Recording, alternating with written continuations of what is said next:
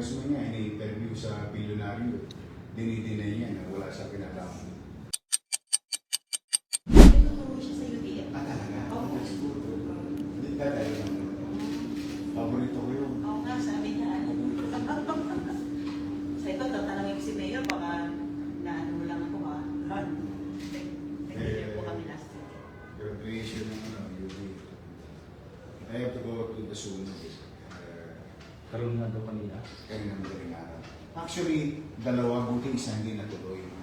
Yung sa DEPA, pumutok yung poste nila. Yung kuryente. So, immediately, last night, napadala kami ng grado sa Casibil. Sine-check na. Yung mga transformer na natin. Sumunod. Sige ka mo kayo lang. Sumunod. Nagkasunod naman sa... Oo, pamilyar yata kayo. Ginabot niya. Alam niyo yung Victor Lopez? Victor Lopez. Ayun, yung lugar niya na yun. O yun yung lugar niya. Pinuntago ka lang yun. 172 families. Then I'm gonna go back at 4 p.m. Malapit din sir yung bahay mo. Hindi naman. Ano pa kami? Sa kabilang ilong pa kami. Velasquez yun. Balog kami. Doon kami sa may sulog ako. Kung saan ang may hindi tumatakbong pumping station. Brand new. Brand new. Unusable. Brand new. Electric. Brand new. Not functioning. You name it. Yun ang tatlong cause. Bakit hindi? Kaya naawa talaga ako presidente. Kasi last year's ano niya yan eh.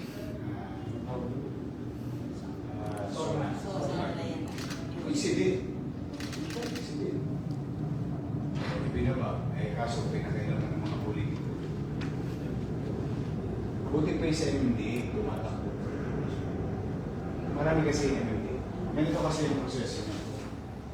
Magagawa ng national, magawa na, i-ano sa MMDA, programming condition na.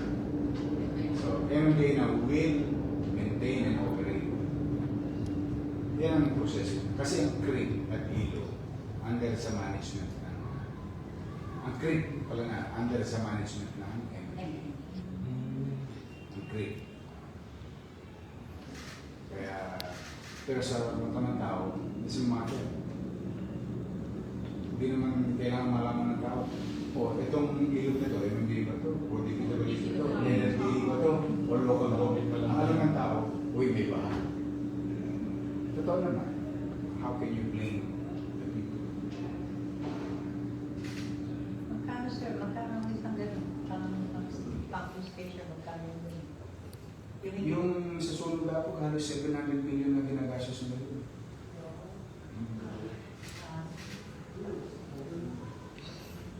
Hindi na yun. Hindi na magkabi. Marami yan. All over. Bakit nilang pakialaman ng Manila City Government yung pagpapalik na... Ang galing mo, with all honesty, if I'm going to be given a chance to have an audience with the President, kapag flood control, ibigay mo sa lupa. Alam mo bakit? Pag lupa ng gumawa at palpak, meron ka agad responsibility. At pag ang luha, may pananagutan sa taong bayan. Oh, pagdating namin ng 3 taon, togas kami, pagpalpak kami. Tama ba? O dito, nangyayari, para lang magkahindi. Tama si Presidente, huwag na tayo magpulangan. Alam ko naman eh. Di ba yung mga salita ni Presidente na alam niya, yung congressman, pinakikialaman, yung DPWH project. Alam ng tao yun. Kaya lang, pag may problema na, yung congressman nagdi-deny na. Nagdi-deny na yun. Hindi, DPWH yung may gawa niya. Eh, pag pinagagawa naman ng DPWH, uy, distrito ko yan. Bakit yung pinagagawa yan ng wala akong ano? Top funds. Hindi. Bakit Wala akong consent. Bakit po siya? Hindi yung Colgate. Hindi yung Colgate. Ano na yan, sa ilalim na Para kay ikaw. Ed. Ako naman yun. No. I don't want to accuse them of something. But what is in practice, that's how it is. Kaya ngayon, wala kang takot sa tao. No? Yung mga mananagot, walang pananagutan direct sa tao. Unlike pag binigay mo sa mayor, o mayor, ako si President Juan de la Cruz, ikaw Mayor Pedro, binibigyan kita ng 200 milyon sa particular na flood control itong X river. Binawa. O pag-report ng Presidente, ibinigay ko na sa lokal na pamahalaan yung 200 milyon. Pati ngayon ang tao. Uy, Mayor, ano nang balita? Kumusta na? Pabantayan mo ngayon ang tao. Pag hindi tumakbo, tinulong mismo tao. May pananagutan ka na sa batas, may pananagutan ka pa sa taong bayan. Eh, mas takot ang mayor sa taong bayan. Ito totoo lang. Kaya ngayon, tanong, mapuputol ko daliri ko pag may umamin na congressman nagpagawa ng flood control. Walang amin ngayon. May isang congressman nga, ini-interview sa bilyonaryo. Dinidinay niya na wala sa pinatawag. For all we know, Si B. Nakita ko yun. yan ang nahihirap sa akin. Pero tingin ko kahapon, para akong tumatawag ng kalapati. No? Yung palakpak ko talaga. Yung alam mo yung jubilation, kasi nung kasagsagan ng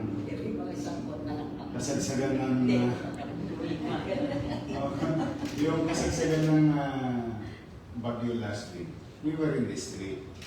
We're trying to appease the emotion ng tao.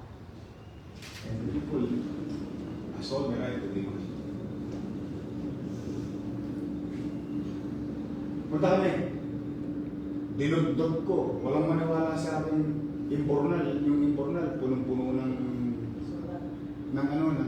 buhangin. Kasi wala na tayong basura eh. Kasi mo sa Manila, yung nagbaha tayo pero walang lumutang na basura. Bakit ganun? So dinudot namin. So it's positive na parang may cavity sa puso mo. Kailangan na yung angioplasty. Magalit salita. So nakita namin ito. You know, to find out, ang bagay pa rin. Yun, alam mo, yung mga pumping station na pinagawa ng mga politiko. So when I'm saying that, siyempre fresh pa yung katatapos pala ng kampanya. Ang feeling gero na mga politiko na kalaban namin, pinupolitika namin sila. Tama naman. Baka. Baka nga naman politika naman. But I'm telling the truth. Because nobody in Metro Manila, no mayor, talk about it. No, walang nagkompronta. No, it's the pumping station, it's the flood control problem. O, ito na, last night, it was cemented by the President. Ano sabi niya? Umikot ako. Nakita ko yung mga pumping station, yung mga flood control natin hindi gumagana. Anong word niya? Palpak. So, I was in jubilation. Kasi, wala nang pumalakpak. Ako may pumapalakpak doon sa akin. Ako lang ba naniniwala sa inspection ng Presidente? Dito to, kasi ang vindication lagi, nasa dulo. Wala namang vindication sa So I was like, parang ako tumatawag ng kalapati sa Congress. Ang lakas eh. Kagulo ka eh. Kaya, I'm excited. I said, napasigaw pa ako. I love you, Mr. President. Because I'm really trying to call the attention, not to point figure. There is a pumping. O, meron tayong pumping station. Kuryente na lang. Ipapower up na lang, hindi pa mapower up. Kasi yung binigay ng pondo, ng isang ahensya ng gobyerno pa, 1.2 million na ito. Kaya kailangan ng pondo 3 million para may doktor sa yung disparity na konti, walang mag-desisyon.